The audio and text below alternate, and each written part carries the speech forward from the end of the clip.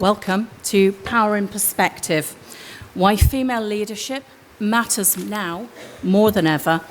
And what I would like to do, and thank you all for your time and your patience waiting for this panel, but I'm going to hand over to our esteemed panelists to introduce themselves, starting with Sweta.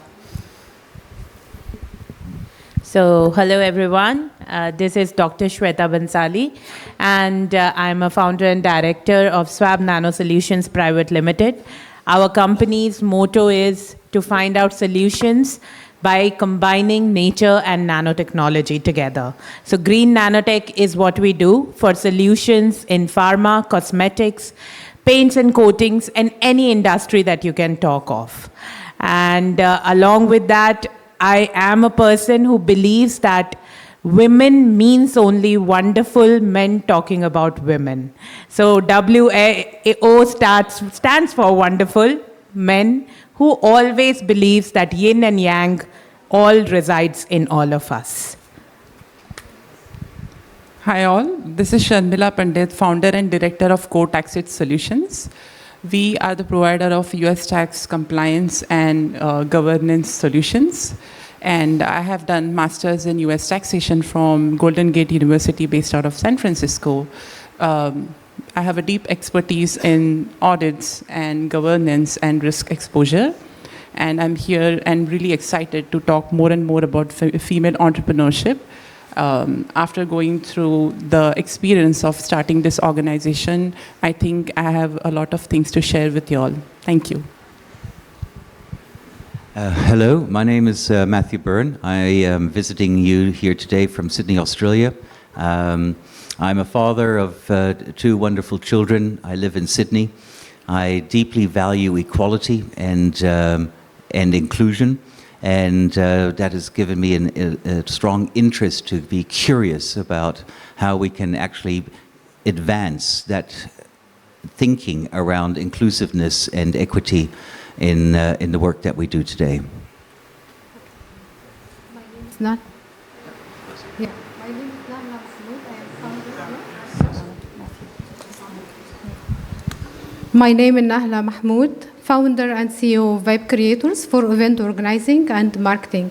My journey started as a volunteer in the community and became a community leader, where I discovered my passion for the community initiatives that empowers the people and building the healthy lifestyle. And then I discovered that I need to establish my company, led me to establish my company for meaningful events. And we care about the communities and how to support them, how raise awareness, how we empower the community and unite the diversity. And I'm here to speak about about how women leadership matter nowadays more than ever, because from the perspective of the marketing and the event industry. Thank you. Thank you. Hello all, I'm Vijayashree Parameshwaran and I'm from Bangalore, India. I'm the founder and CEO of Alcor Consultancy and Alcor Media. I'm also a serial entrepreneur with a background with manufacturing and exports. This is my two latest ventures and I'm representing from Alcor in this conference. My work apart from scaling my own business has been helping organizations scale their business and their leadership. And we also have a podcast that is launched called the CEO Effect, where we bring in entrepreneurs, leaders, founders, the CEOs, to inspire the future generation. So that's the work we do, and I would love to talk about women in leadership here. Thank you. สวัสดีค่ะ I'm Gan from Bangkok, Thailand. I am a founder and CEO of FENI, Future Education Network International. What I'm doing is to bring the personalized learning and entrepreneurship together to groom the children from the young age. By doing that, I create a ecosystem of the parents, educators, and the young learners together with entrepreneurs. So I basically deal with a lot of female leaders from the family perspective, which is the mother, and also as entrepreneurs from the organization perspective as well. And it's an honor to share my experience and opinions with you guys today. Thank you. Thank you. And I'm Laura Trendle. I am the director and strategist of the Game Changer Consultancy, author of Game Changer for Women, former chair of the British Telecom's Women's Network, with over 30 years of experience working in organisational strategy, change leadership and business growth. So I think you can agree we've got a great panel here. In the interests of time, I'm going to ask that everybody keeps their answers brief and concise. As we move to the first question, to Gun, I'd like you to tell us, how do you define leadership today? How is this changing in the current landscape that we see? So to me, leadership is very meaningful word, and it can go small just as individual, like we lead our life every day, you know, to wake up, to do things in the morning, and also to go big as an organization, that we lead the team, we lead the people to make some change. And now today, I think leadership is not about titles, hierarchies, or the positions anymore. It's more about how that person see the world, how that person handle with change, and how that person could cope with the transformations, and as well as how that person could make another person grow. And it's also, we see more the female leadership nowadays compared to like back in 19th and 20th century, and I think that's the reason why we are on this panel today. Yeah. Absolutely, thank you for that. And I think what we've seen, and particularly here in the GCC, those themes of women's empowerment and inclusion, which are echoed in all of the nationalities of our panel, but what women really bring is emotional intelligence to leadership. So, Sweta, I would like to ask you, how does women's emotional intelligence contribute to entrepreneurship and business success? That's a very interesting question. First of all, it's literally an honor to be sitting with such esteemed panelists, literally, for me. And secondly, I would say that it is as important as any intellectually taking decision will need this for. Because when your EQ, or emotional quotient, when we say, is high, you make the people feel that they belong. You make the people feel that they are free to speak to you. You make them feel that they are equal. Whenever you are talking to your team, you don't make them feel, oh, you are junior. No. Tell me, what's your idea? There is a difference. And when they tell you the idea and you take it further, they are a step higher in their careers as well. So treat everyone with equal aptitude, I would say, and with gratitude, take them along. Because when you are emotionally highly intelligent, you know that what you can do, anybody else will also be able to, if you give them the space to grow. Wonderful, thank you. And Sharmila, I know you had some fabulous perspectives on the balance of power and grace that you shared with us yesterday. Absolutely. So I come from a background where art inspires me in and out every day. I love dancing, and I think what I have experienced as a dancer is leadership is about using power and grace in its right balance. And when you do that, that's when you get the modern style of leadership, where it's not anymore the loudest voice in the room, but it's more about the one person who gives you direction and makes sense out of the, uncertainty. So that's how I look at it. Thank you. And Nala, I know you were keen to contribute a perspective on this, and particularly your industry is marketing and events and bringing people together. Let's hear from you. Okay, so I think that when we speak about the emotional intelligence, we think that emotional intelligence brings the ability for better understanding from the human and people feeling needs, how to support your team, how to collaborate with them, and also how to understand your customer needs and how to meet their expectation, and in the same time how to build the trust, long-term relationship with the customer and with your team. Work from your heart and with a care and empathy can enhance that teamwork, collaboration, and also can deliver a product that touches the customer heart, and that can make your brand in a different and unique position in the marketing. Also, when we speak about the decision making, it gives a new perspective because we make the balance between the logic and emotion. And that is very important nowadays in the business, especially when we make the decision, we need to put the human needs in the center of our decision. In short, now emotional intelligence, it's not a soft skills, it's an asset for the business. I would agree. I think it's a prerequisite now in leadership. Matthew, to your expertise, diversity and cultivating emotional intelligence in organizations really requires equity and inclusion.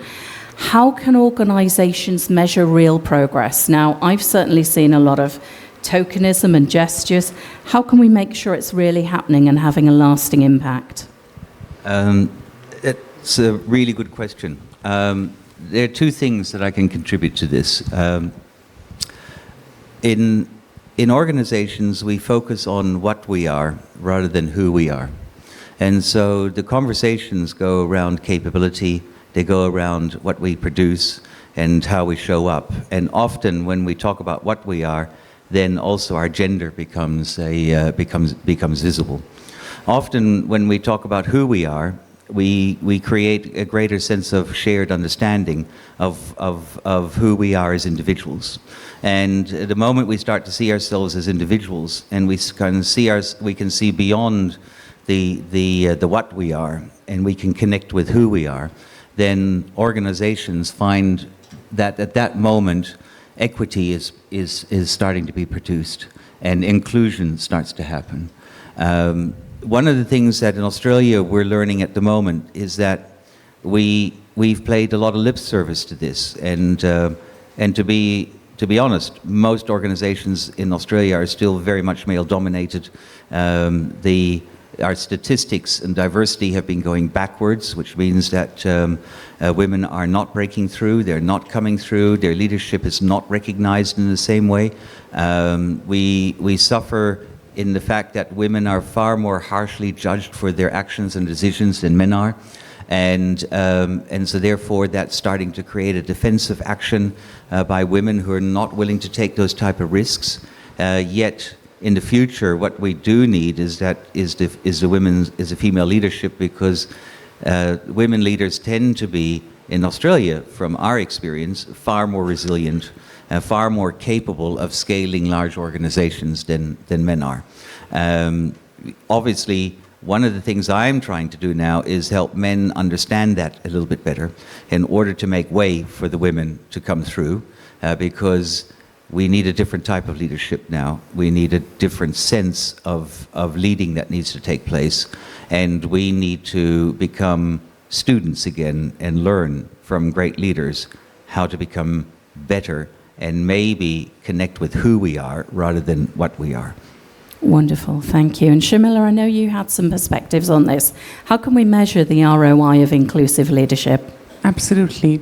So coming from an audit risk governance background, I have seen that we have measures and standards to value everything, put a value on the money, the assets, but humanity is something that we haven't been able to measure, which also means that it is at a very big value which cannot be measured, and it really depends on you how you take the value from that person.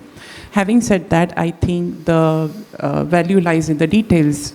An organization can set rules such as, measuring the diversity of a group, and let's say also seeing if there is exit at an early stage, why did this person leave and what happened? And then that can be attached as an output and an outcome that can be measured. And I think there are some intangible ways to do these things. It's not very common, and there are no standards yet, but I think we can get creative around the valuation for sure. And I absolutely agree. You know, part of my background was around profit improvement and risk management. And I will absolutely say that when we have balanced boards and balance throughout the organisation, we demonstrate better results in terms of how we create psychological safety, how we manage risk, how we manage client relationships, actually. And there's more value to be captured, as you say, around those intangibles. And perhaps this is where we need to apply a little more thought. And so I'd like to move the next question.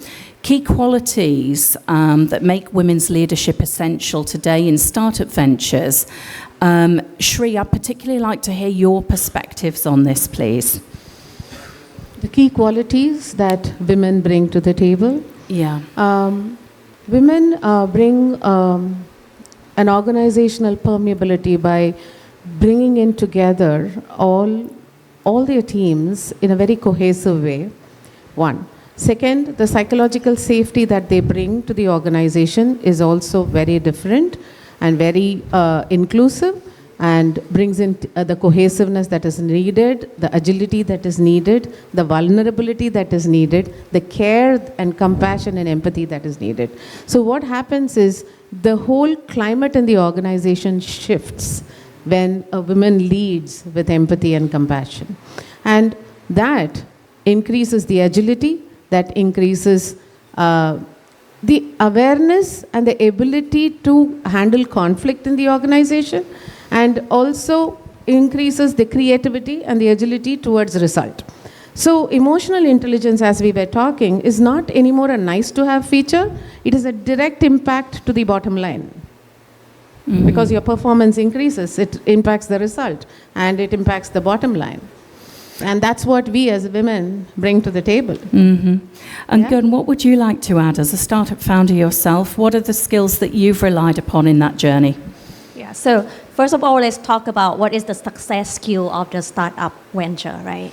So we all know being a startup, the key success of startup is to do whatever it takes to make sure that we achieve the goal. And when we say whatever it takes, it's combine everything: agility, empathy, collaborations, emotional intelligence, and everything. And I would say we could see that very obvious in the female leader because it's come by nature. So let's just give very simple example. I also like leading the team with Have Agency, which they are value on mental health, holidays, vacations, corporate activities more than financial benefits, right? They love to have the package to go massage. They love to have the package to have the team outing or to have the team lunch together to spend the quality time. Compare this when the female lead the team, it's very easy because we lead with care and the empathy. So we can provide that, what they are looking for. Why the male leader, I'm not saying like they not care, but sometimes it's very, very small details that sometimes men might not be able to think about. You know, they just love that when the pantry full of drinks and snacks. So the ability to care that is come by nature with the women. So that's what I want to add on, that we really lead with care and empathy. And to me, it's not about choosing male or female, but it's about the very good combinations to fill in the gap together to make sure that we care the teams just as much as the result and the progress. Yeah. Okay, that's great. And I'd like to also go back to Shri. Women facing the broken rung between manager, supervisory level, and the VP and the board. Really, what is the one, very brief, structural intervention beyond mentorship that companies can do to overcome this? Beyond mentorship, beyond coaching, beyond having just the thought of being inclusive, I think there needs to be an active sponsorship system that enables and scales women, because we have certain life challenges, which is not easy to navigate, which we cannot predict either. We have marriage, we have childbirth, we have hormonal issues, and lot of life circumstances which can come in our way. And we need organizations that are able to predict and support and also handle the navigation that women go through when they come back. How do we handle them? And without usually women give, it is not that they give up because they cannot raise in the ladder of leadership. They give up because when they navigate these challenges, how do I come back and in what position do I come back and how is the organization going to handle it? So if we facilitate the sponsorship, that would be fantastic. And I'd like to add a perspective on that from what I've seen is, and we said this on the panel this morning, assume nothing. What I see is companies with great policies, but they're working from a level of assumption about what people need, and that's not inclusive. And it's not just about women or returners, it's about everybody in your organization. You must listen first to deliver the employee value proposition that's needed.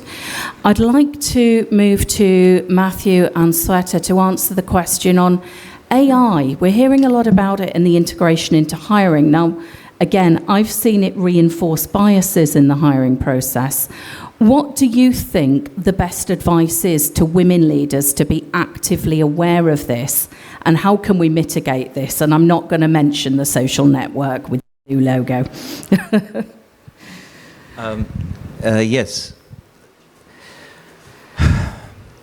May I first say, there's some excellent points that have been mentioned on this panel that I just wanted to echo. The understanding of when we're in complexity, of being able to bring people along on the journey and to be able to mobilize teams into action and to be able to generate real outcomes, I believe is at the moment a real core strength of women leadership. And I do believe, like Gun, you're saying that this will be, a part of a great characteristic of male leadership as well, but it's not yet there. And Tracy, you were talking about, setting meetings from 10 to 3 and creating the environment for equality to take place. And I believe that example you were quoting is about 20 years old, and 20 years further on, in Australia, we're still not any further ahead. We're still going backwards, and we're still having those same conversations over and over and over again.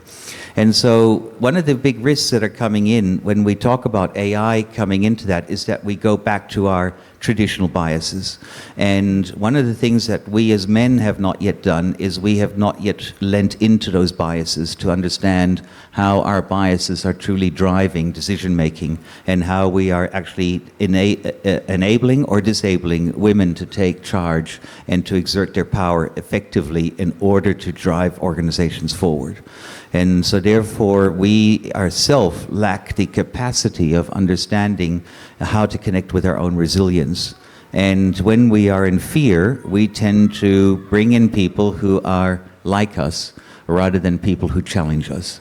And when we bring in people who are like us, we tend to get more of the same, and we just get the same stuff over and over again, rather than bringing in people who challenge us. And the people who challenge us require us to be able to be at our best, to be able to harness that diversity of thinking and to bring people into the room who will really struggle to work with each other and to actually get them to work on a complex problem together.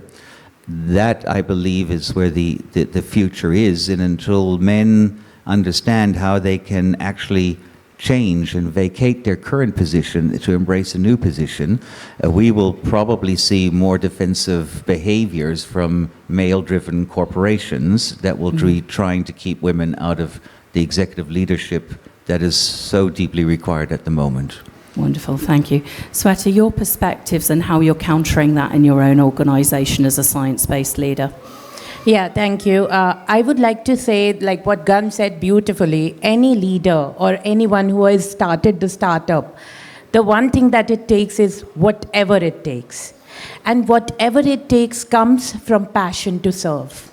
If you don't have passion to serve, whatever it takes will never happen. And I think that is a beautiful closing takeaway. I'm very conscious of the time. I'd just like to hear one takeaway from each of you, if you can literally keep it to 5 seconds or shorter. Okay. I would say connect, co-create, and collaborate, and see us as humans, not women or men. Thank you. I think leadership is about orchestrating intelligence, and the more and more we nurture human intelligence, that's when the globe will come closer and grow into a better place to live. And to a lot of male leaders, I would say, stop judging, stop trying to be in control, stop exercising your power, understand your limitations and that you need help. And women are here to help. Okay, thank you. So I think that women and men have different skills, but they need to collaborate for better outcome. So everyone needs to only work and develop his skills for the equity. My learning in the journey has been, and this is what I would also share as a takeaway to all, leadership is a skill. It is an art, and it can become an art too, and it is not gender-based. And women need to know that. Women need to know that leadership is a skill, and it can be learned, practiced, and mastered, and it doesn't matter where you are, what you're doing, and need not be biased or be a limiting belief that we are in a man's world. Second, beyond leadership, entrepreneurship is a different mindset too. And that's something which you will have to build that capability on, something to work towards. Thank you. And Gun, your final thoughts, and if we can keep it brief, please. Yes, so to me, to encourage every organization to bring together the synergy between female leaders and also the male leaders, because the woman is very, I have this word that I use all the time, is kind but firm, right? So women have the kind thoughts and well thoughts, and while the male, they have a firm decision making. So then if that coming together, then we all together in the organization could lead with care, and we could lead well by using our heart, not just the rules. Thank you. Thank you. And I'd just like to close by saying, assume nothing. Listen with compassion and care, and you will create more inclusive cultures. I think you would all agree our panel have shared some fabulous perspectives. If you could give them a big round of applause, and thank you again for your time.